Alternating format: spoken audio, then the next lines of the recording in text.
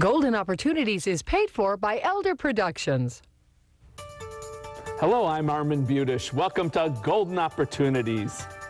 Today, Elvis Presley, Bill Randle, WKYC 1260. Our guest shares tunes and tales from Cleveland's golden age of rock and roll. Using your IRA to beat the IRS? We've got strategies. Are you throwing money out the window? If your home's not energy efficient, you might as well be. How do you uncover all of Aunt Betty's buried assets after she's gone?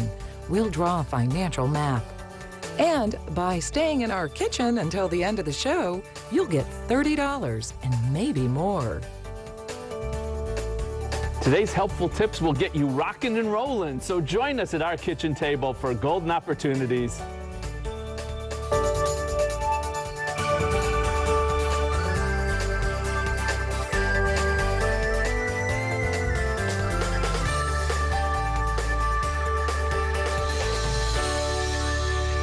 Cleveland's rich in cultural gems like the orchestra and the art museum. It's even got a rock we cherish, the Rock and Roll Hall of Fame. Here to dig into our rock history is Carlo Wolff, author of Cleveland Rock and Roll Memories. Thanks for joining us today. It's great to be here, Armand. When you think of Cleveland as the launch pad for rock and roll, Alan Freed, the radio the DJ, always tops the charts. But there were many other influential radio personalities in Cleveland as well, weren't there? Oh, for sure. One of them was Bill Randle at WKYC, and there were people like Johnny Holiday. Bill Randle broke Elvis north of the Mason-Dixon line. Very good. Great. And we've had Larry Morrow on the show. He's another one. Sure, at WKYC. Right. Were there famous rock hotspots in Cleveland, physical places? Absolutely. Probably the most famous was the Agora in the 70s. Definitely. It was a showcase for all the up-and-coming acts. And earlier there was the Arena, where Moondog was staged in 1952. Right. Leo's Casino. Absolutely. How's on that Euclid. one? And La Cave, where folk rock broke. Very good. Nationally famous groups, were there some that arose from Cleveland? You got to mention the Raspberries in the 70s and the James Gang for sure. Some other ones were Damnation of Adam Blessing that did very, very well locally. It didn't quite make it nationally. And then in the 80s, Michael Stanley Band. And starting from the beginning, the Ponytails. Absolutely, in the 50s. And the Outsiders. We had a lot here in Cleveland. The Outsiders were huge. And Cleveland also was a place where some of the national bands broke out. They came to Cleveland and hit it big. Bowie broke out of here. Springsteen broke out of here. Springsteen got very, very big here. He played Northeast Ohio 10 times in 2 years in the early 70s. One of his early ones was at John Carroll. That's absolutely right.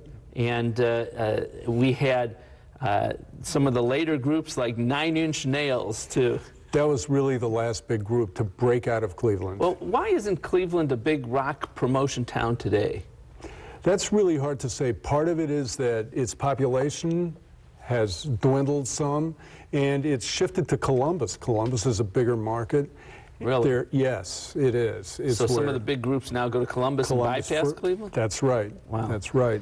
That's sad. I hope that changes. Now, you're not from Cleveland, but you ended up writing a book called Cleveland Rock and Roll Memories about Cleveland rock and roll. How'd you get into that?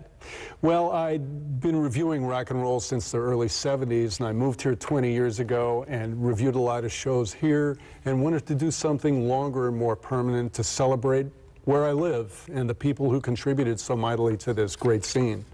You've been interested in this for quite some time. Sure, that's right.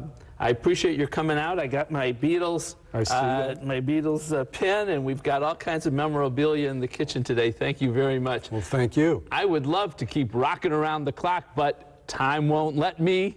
You can read the stories of how Cleveland rocks in Cleveland Rock and Roll Memories, and you won't have to hear me sing. Here's how.